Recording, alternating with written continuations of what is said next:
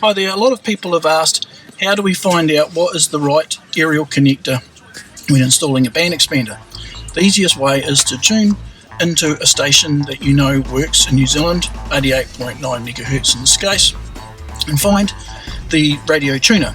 This is a Mark 7 Golf, so it's actually located in the glove box behind the factory CD player.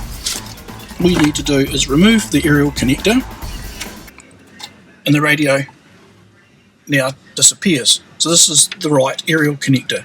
Connect your band expander onto this aerial connection and then plug it in onto the original radio and the radio will work.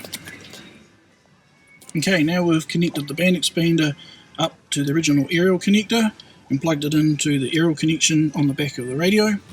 As you can see over here, we've tuned it into a couple of stations. We've got 91.3 ZM, more FM, all tuned in. Good to go.